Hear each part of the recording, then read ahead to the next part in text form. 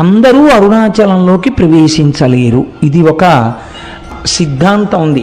జీవి యొక్క ప్రయాణాన్ని, మనుష్య ప్రయాణం అనకండి, జీవకోటి యాత్రలో ఒక అడ్డంగా గీత పెడతారట.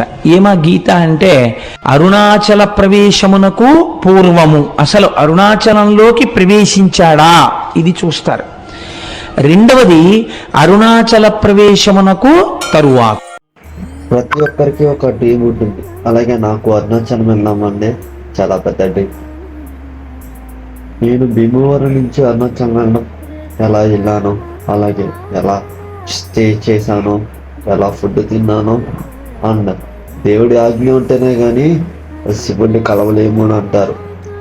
అలాంటి ఆజ్ఞ నాకు శివుడే స్వయంగా ఇచ్చినట్టు అనిపించింది. అరుణాచలం తిరిగినప్పుడు ఏదో స్వర్గంలో తిరిగినట్టు అనిపించింది.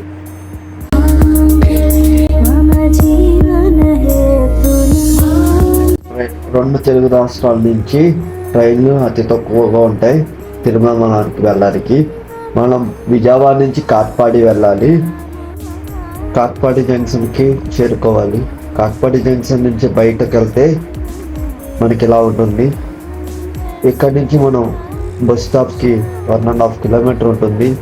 బస్ స్టాప్ నడుచుకుంటూ పోతే అక్కడి నుంచి మనకి ఈ కార్నర్లో, మనకి మెయిన్ రోడ్ కార్నర్లో బస్ స్టాప్, చిన్న బస్ స్టాప్ ఉంటుంది. ఇక్కడి నుంచి వేలుపూర్ వెళ్ళిపోవాలి. వేలుపూర్ బస్ స్టాప్ ఇలా ఉంటుంది. వేలుపూర్ నుంచి మనకి తిరుమలకి చాలా బస్సులు ఉంటాయండి. 95 రూపాయలు ఛార్జ్ చేస్తారు టికెట్. ఇక్కడి నుంచి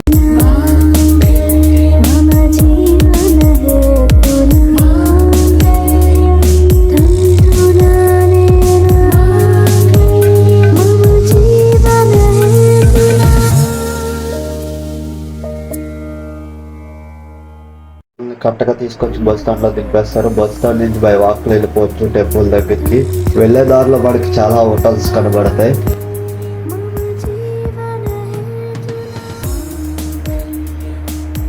ఆ హోటల్స్లో మన ఉండి డబ్బులు ఎక్కువ పే చేయడం తప్పించి ఏం బాగోవండి.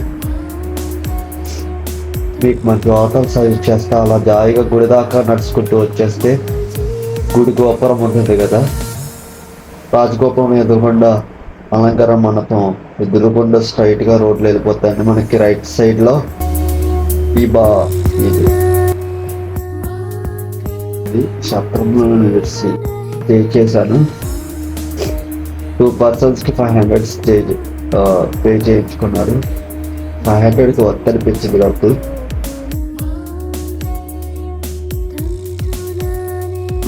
ఫ్రెష్ అయిపోయి అన్నీ చేశాక మేము భోజనానికి వెళ్ళడానికి చూసాం. మాకు ఆంధ్ర ఫుడ్ అని భోజనం కనిపించింది.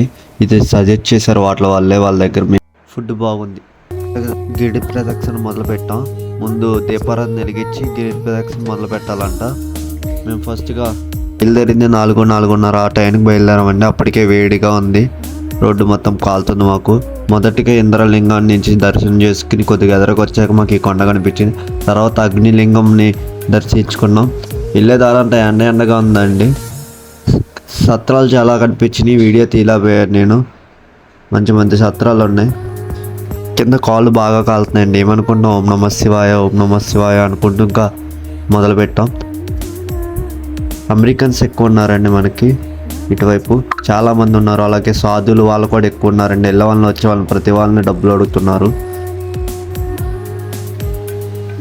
గోడకేసిన పెయింటింగ్స్, వెళ్ళే దారి మొత్తం నాకేదో స్వర్గంలో తిరుగుతున్నట్టు అనిపించింది. వెళ్ళే దారిలో చాలా జంతువులు కూడా కనిపించినాయండి. చాలామంది నడుస్తున్నారు వెళ్ళే దారిలో. ప్రకృతి. అలాగే నడుచుకుంటూ 3వ లింగం దగ్గరకు కూడా వచ్చండి, యమలింగం అండి. నడుస్తున్నారు కదా అమెరికన్స్, వాళ్ళు చాలా దూరం నుంచి వచ్చారంట. అలాగే నైరుతి లింగాన్ని కూడా దర్శించుకున్నామండి. వెళ్ళేదంతా మనకు ప్రశాంతంగా ఆ చెట్ల కింద నడవడం ఏదోలాగా అనిపిస్తుంది నాకు. ఈ అమెరికన్స్ ఎక్కువ ఉన్నారండి, చాలా తిరుగుతున్నారు జనం.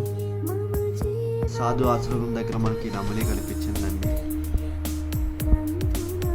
పంచి కట్టుకున్నానని నవ్వకండి, ఫస్ట్ టైం పంచి కట్టుకోవడం, ఎప్పుడు కట్టుకోలేదు. అలాగే వర్ణలింగం దగ్గర కూడా దర్శించుకున్నాం. దర్శించుకుని మళ్ళీ అలా నడుచుకుంటూ వెళ్ళిపోయామండి. 4 కాళ్ళు ఆవంటండి ఇది.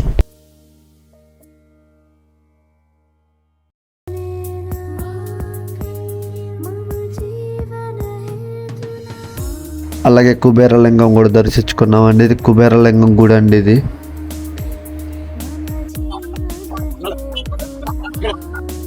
నేను మీ భీమవరం నాయుడు గారిని. ఈరోజు నేను భీమవరం నుంచి అరుణాచల్ రావడం జరిగింది. అరుణాచల్లో గుడి దర్శనం చేసుకున్నాను. నాకు బాగా దర్శనం జరిగింది. మీలో ఎవరైనా అరుణాచల్ వచ్చుంటే కామెంట్ చేయండి. అలాగే నేను గిరి ప్రదర్శన కూడా చేశాను. అది కూడా వీడియో తీశాను. అన్ని గుళ్ళోని అవి కూడా కవర్ చేసి వీడియో పెట్టాను. లాస్ట్గా ఈశాన్య లింగానికి వచ్చానండి, దర్శించుకున్నాను. మళ్ళీ గోపురం దగ్గరికి వచ్చాను. ఇక్కడ దీపారాధన దండం పెట్టుకుని దర్శనానికి వెళ్ళానండి.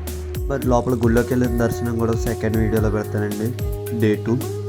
ఆ వీడియోని కూడా సపోర్ట్ చేయాలని కోరుకుంటున్నాను. ఇప్పుడు మీ భీమవరం నాయుడు గారు. ఉంటా మరి.